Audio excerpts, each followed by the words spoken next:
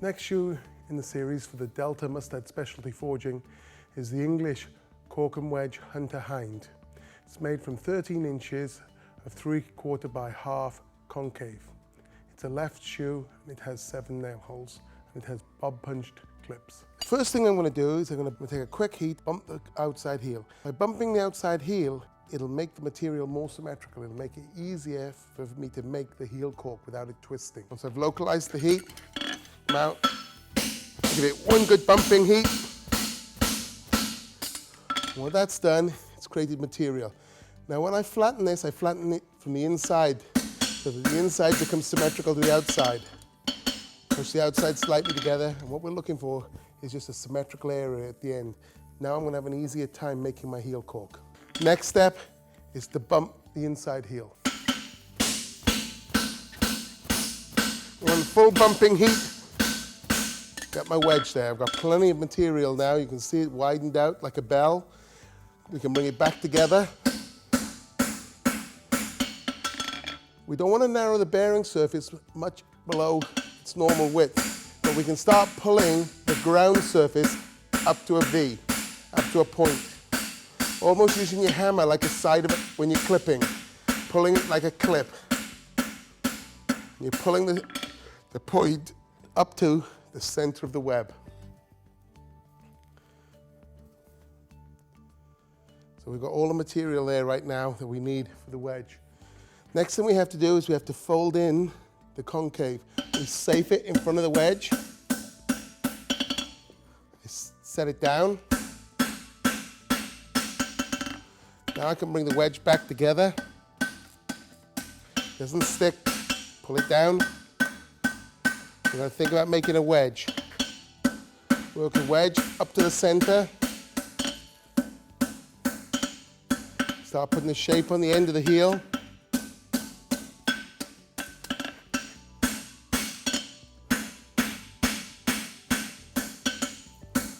So there we are. We've got all the material we need for the wedge now.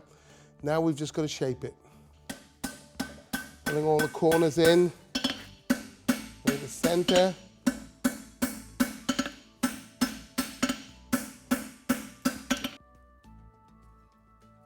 So right now we're sculptors. I'll start by cleaning up the concave in front of the heel. I'm trying to put the same lines in it that it was made with.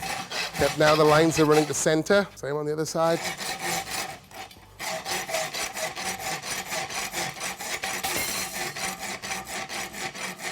Once I've got the concave cleaned up, now I'll start rasping the front of the wedge.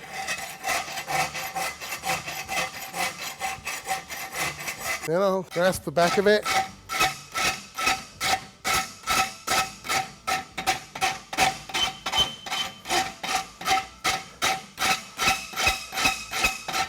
We've got our wedge finished. All the surfaces looking clean. If we need it a bit lower later, we can just take it down with a hammer.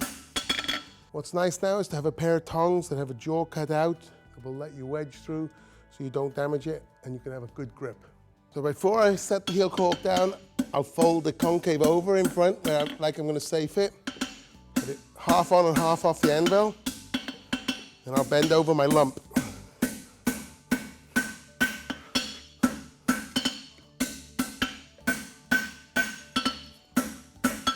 I'll pick up, drive it straight to the anvil.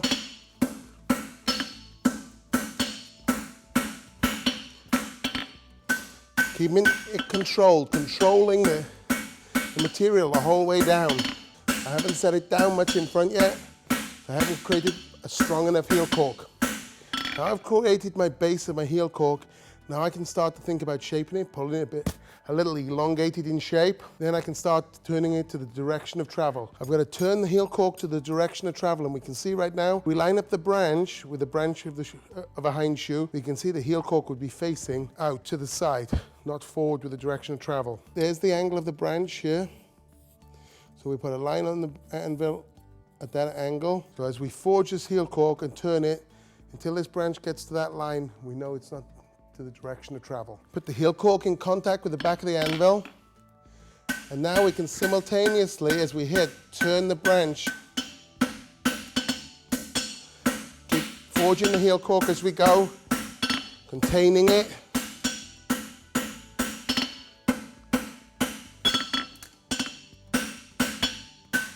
Keep turning it as we go. And we'll have a nice clean line in the front of the heel caulk. And the heel caulk will be facing the direction of travel. Now we've got our heel caulk finished, time to rasp it up. We're going to define it in front of the heel caulk, getting the concave all detailed out. The other side, so I'm detailing the concave right now. In the front of the heel caulk. And now I'll just radius the back of the heel caulk.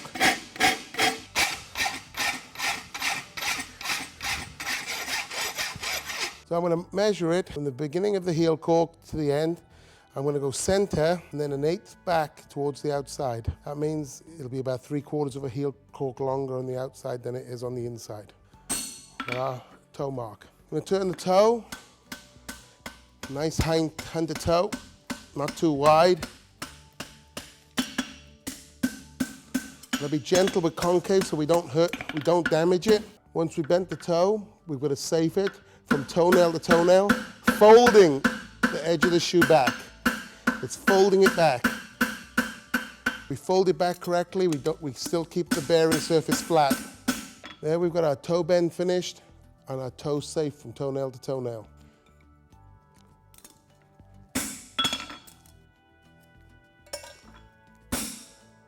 I just put a bit of bend from the quarters to the heel, to the horn, and the quarters. Thinking of the finished shape that you want. For the wide, line up my toenails, find the widest point, punch just in front of the widest point.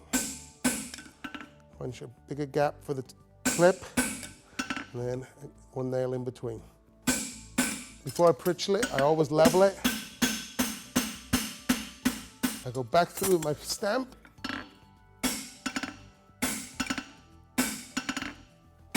Now I can pritchel.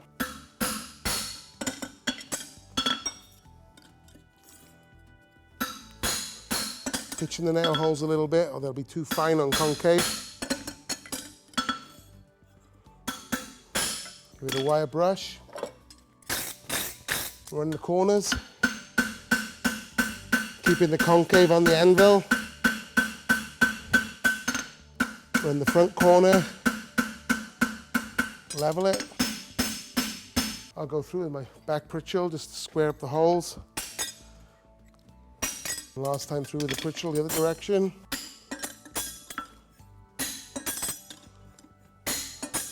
Then we try our Mustad E6 nail.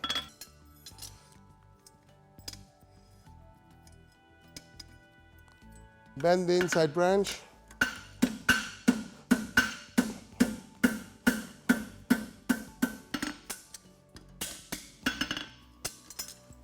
Level it. Put my toenails across the face of the anvil. Look for my widest point.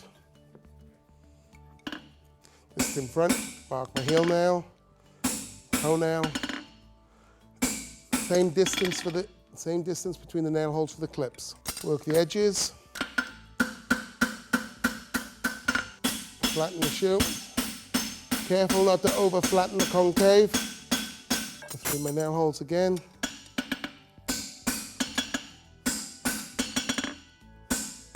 Pritchel. Flatten the shoe. Back punch my holes just to clean up the corners. Pritchel again just to clean up the nail holes. When I put my bob punch in there, center between the nail holes, and then I aim it so it's coming out the diagonal corner. I'm not aiming it straight up and down. I'm aiming it out so it's going to exit the diagonal corner.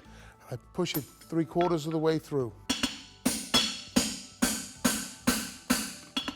What I've done now, I've created a bubble on the outside edge of the shoe. Now we have to set that bubble. Hold it up and push the bubble backwards onto the anvil.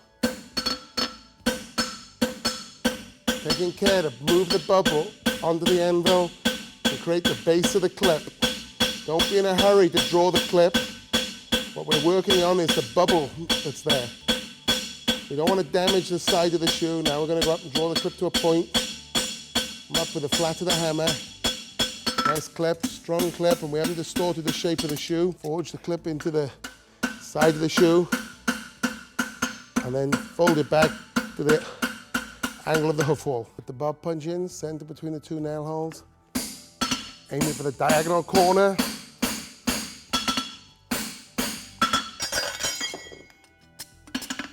Level the shoe. Now draw the clip. Set the base first. Moving our base back. Once you've got the base, then you can draw the clip. Level the shoe. Forge the clip into the side of the shoe. Set the clip to the angle of the hoof wall. We're going to enhance the edges. Half round file. We shouldn't have to do much with the concave. It's literally enhancing the concave just to put nice clean lines back on it around the inside.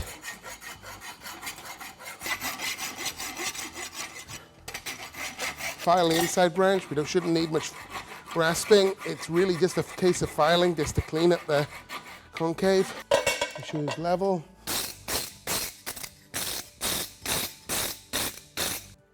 No holes for fitting. Okay, got our caulk and wedge done.